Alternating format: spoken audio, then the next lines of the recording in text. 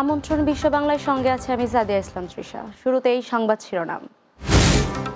বিদেশে উচ্চ বেতনের কাজের প্রলোভনে দালালের খপ্পরে পড়ে রাশিয়া ইউক্রেন যুদ্ধক্ষেত্রে মানব পাচার, প্রতারণার শিকার ব্যক্তিদের পরিবার দিশেহারা।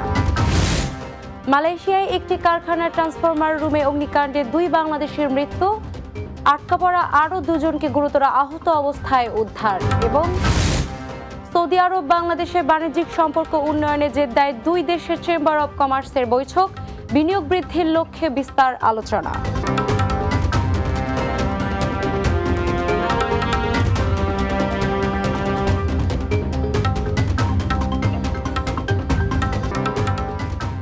শুনছিলেন শিরোনাম, এবারে বিস্তারিত।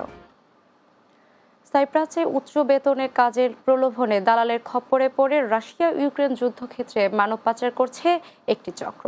এমনই এক প্রতারণার শিকার যশোরের জাফর হোসেন। ভাগ্য বদলের স্বপ্নে ঋণ করে 8 লক্ষ টাকা তুলে দেন ঢাকার বনানীর ড্রিম হোম ট্রাভেলস এজেন্সির হাতে। সেই এজেন্সি এখন লাপাত্তা। এদিকে নির্যাতনের শিকার হয়ে যুদ্ধক্ষেত্রে পড়া জাফরের বাঁচার আর্তনাদ শুনে দিশাহারা তার পরিবার। যশোর প্রতিনিধি শামীম রেজার তথ্যচিত্রে সর্দার রাজীবের প্রতিবেদন। যশোর সদর উপজেলার চাষড়া ইউনিয়নের বড় মেঘলা গ্রামের জাফর হোসেন পরিবারের মুখে হাসি ফোটানোর স্বপ্নে বিদেশে মোটা বেতনের কাজের প্রলোভনে দালাল চক্রের ফাঁদে পা দেন, পাড়ি জমান সাইপ্রাসের উদ্দেশ্যে। সেখানে নিয়ে জাফরকে মানব পাচারকারী চক্ররা নির্যাতনের পর বিক্রি করে দেন ভাড়াটে যোদ্ধাদের কাছে, যারা এসব পাচারকৃত মানুষদের রাশিয়া ইউক্রেন যুদ্ধের কাজে নামায়। এজন্য চরম নির্যাতন এবং প্রাণনাশের হুমকিও দেয়া হয়। দালালদের খপ্পরে পড়ে বিদেশে গিয়ে এমনও বিপদে পড়া জাফরের মতো অন্যান্যরা কোনোভাবে পরিবারের সাথে ফোনে যোগাযোগ করতে পারলে জানান তাদের বাঁচার আর্তনাদ। এদিকে জাফরের ছোট ভাই বজলুর রহমান কাজ করতেন মালয়েশিয়ায়, কিন্তু বৈধ কাগজপত্র না থাকায় 23 দিন আগে সেও আটক হয়েছেন দেশটির পুলিশের হাতে। ফলে 2 সন্তানের জীবনের অনিশ্চয়তায় অসহায় বাবা খায়রুল সর্দার এখন পড়েছেন অথৈ সাগরে।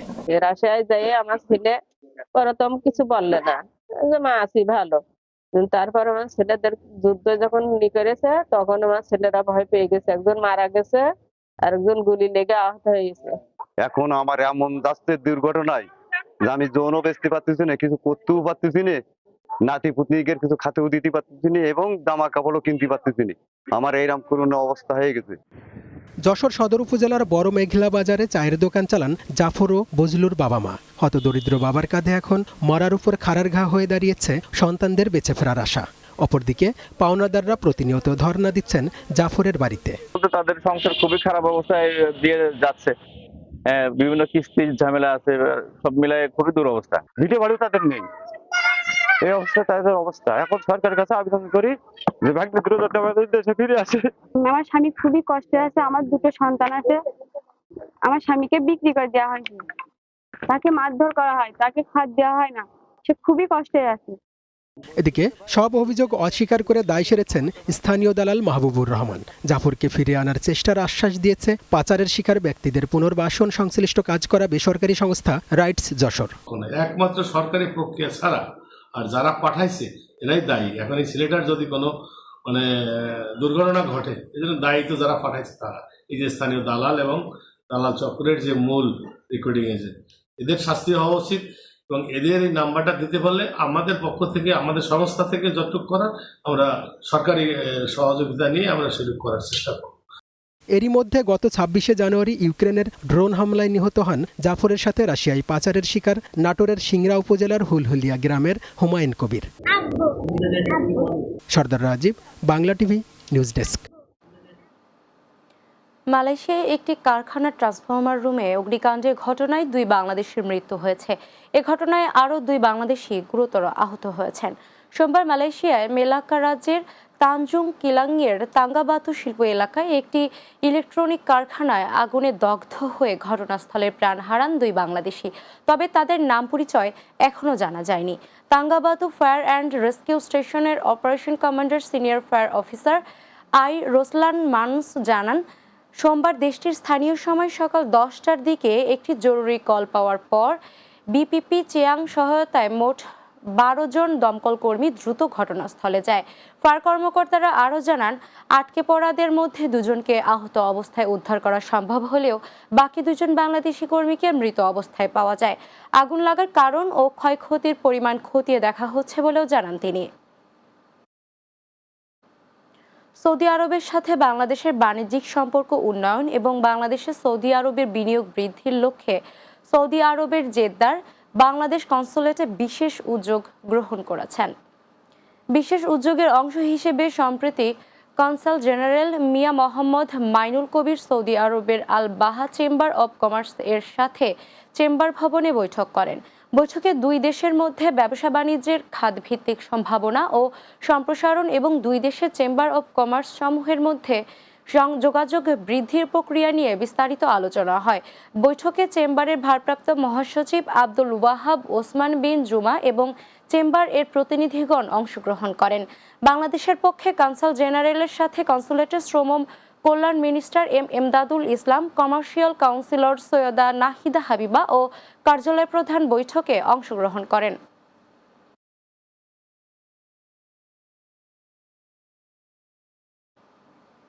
বিশ্ব বাংলায় নিচ্ছি ছোট্ট একটি বিরতি। ফিরে আসার পর অন্যান্য সংবাদের সাথে আরও যা থাকছে। আয়ারল্যান্ডে বসবাসকারী বাংলাদেশি নারীদের সংগঠন কন্যা জায়ার জননীর উদ্যোগে রমজান ও ঈদ বাজার ছিল বাহারি আয়োজন।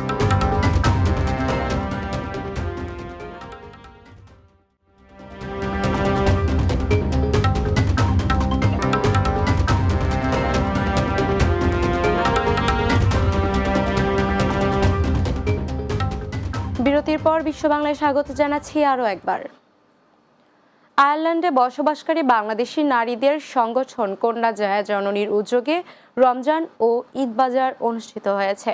আয়ারল্যান্ড প্রতিনিধি মাহিদুল ইসলাম সবুজ জানান, রাজধানীর ডাবলিনের সেন্ট কেভিন্স কমিউনিটি কলেজ মিলনায়তনে এ আয়োজন করা হয়।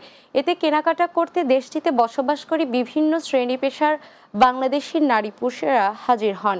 এদিন দেশীয় পোশাক, খাবার, শাড়ি, চুড়ি ও প্রসাধনী সহ দৈনন্দিন বাজার করেন নারীরা।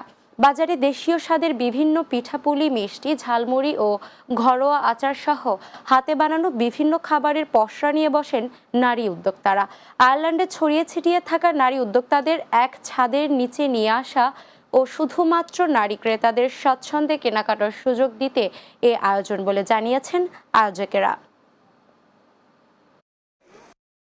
কন্যা জায়া অ্যান্ড জননী, এই আমাদের ইউরোপে অনেক ছেলে মেয়েরা বাবা মা থেকে অনেক ডিটাচ হয়ে থাকে। তো এটার উদ্দেশ্য হচ্ছে, গ্রুপের উদ্দেশ্য হচ্ছে আমরা 3টা প্রজন্মকে একত্রিত এক প্ল্যাটফর্মে নিয়ে আসা। ঈদের আগে বিভিন্ন জায়গায় যে শপিং করি কিংবা অনলাইনে কি দেখা যায় আমাদের মনের মতো শপিংটা হচ্ছে না। তো ওই নতুন ভাবিদের জন্য, যারা উদ্যোক্তা তাদের জন্য আর আমাদের সবার জন্য, ভাই ভাবি সবার জন্যই, বিশেষ করে ছোটরা, শিশুরা সবার জন্যই আমরা এই প্ল্যাটফর্মটা তৈরি করলাম। জার্মানিতে মহান শহীদ দিবস ও আন্তর্জাতিক মাতৃভাষা দিবস উপলক্ষে বিভিন্ন কর্মসূচি পালন করেছেন প্রবাসী বাংলাদেশিরা। বাংলাদেশ জাতীয়তাবাদী দল বিএনপির উদ্যোগে বার্লিনের রাইনিকনডর্ফে একটি হলে এ আয়োজন করা হয়। আবু হানিফ ও সাইদুর রহমান ছবির সঞ্চালনায় শুরুতে পবিত্র কোরআন তেলাওয়াত ও ভাষা শহীদদের জন্য দোয়া করেন আবু তাহের। পরে দিবসটির তাৎপর্য নিয়ে আলোচনা করেন কাজী রেজাউল হক সাইদ, মুসলিম উদ্দিন, হামিদুল ইসলাম হেলাল, সাইদুর রহমান সাইদ, গিয়াসউদ্দিন মোহাম্মদ জসিম শিকদার, বাবুল ব্যাপারী, নূর চৌধুরী জিয়া, আলমগীর ভুইয়া, নজরুল ইসলাম সেন্টু, মাসরুর আলম বাবলি, মোহাম্মদ আলী জীবন ও কালামিয়া শফিক। এ সময় উপস্থিত ছিলেন জাহাঙ্গীর হোসেন, সোহেল চৌধুরী ও হাসান মোবারক সহ আরও অনেকে। পরে বিএনপির প্রতিষ্ঠাতা শহীদ প্রেসিডেন্ট জিয়াউর রহমানের আদর্শে উজ্জীবিত হয়ে জার্মানিতে জাতীয়তাবাদী শক্তিকে এগিয়ে নিতে সবাইকে ঐক্যবদ্ধ হয়ে কাজ করার আহ্বান জানান অতিথিরা।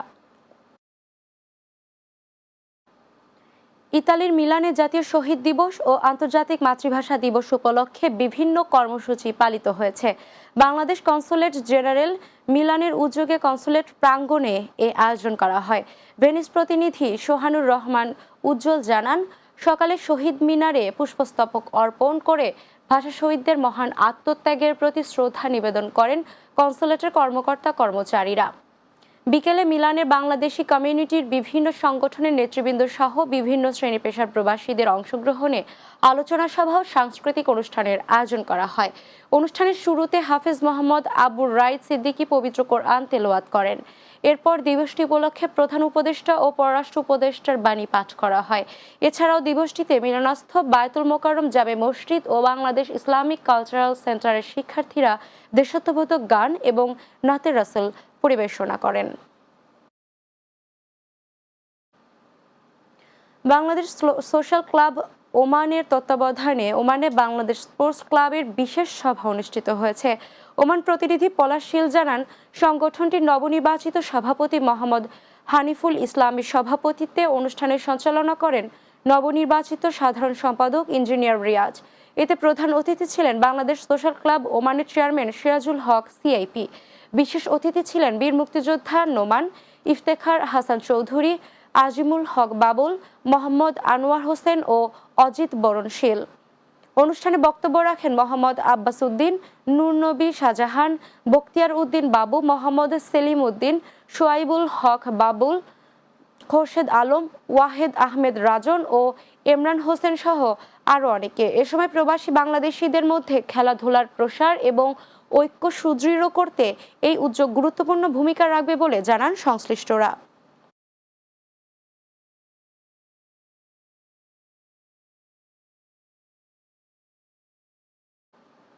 শেষ করছে বিশ্ব বাংলা, তবে যাওয়ার আগে শিরোনামগুলো আরও একবার। বিদেশে উচ্চ বেতনের কাজের প্রলোভনে দালালের খপ্পরে পড়ে রাশিয়া ইউক্রেন যুদ্ধক্ষেত্রে মানব পাচার, প্রতারণার শিকার ব্যক্তিদের পরিবার দিশেহারা। মালয়েশিয়ায় একটি কারখানার ট্রান্সফরমার রুমে অগ্নিকাণ্ডে 2 বাংলাদেশের মৃত্যু, আটকে পড়া আরও 2 জনকে গুরুতর আহত অবস্থায় উদ্ধার। সৌদি আরব বাংলাদেশে বাণিজ্যিক সম্পর্ক উন্নয়নে জেদ্দায় 2 দেশের চেম্বার অব কমার্সের বৈঠক, বিনিয়োগ বৃদ্ধির লক্ষ্য বিস্তারের আলোচনা। এবং আয়ারল্যান্ডে বসবাসকারী বাংলাদেশি নারীদের সংগঠন কন্যা জায়া জননীর উদ্যোগে রমজান ও ঈদ বাজার ছিল বাহারি আয়োজন।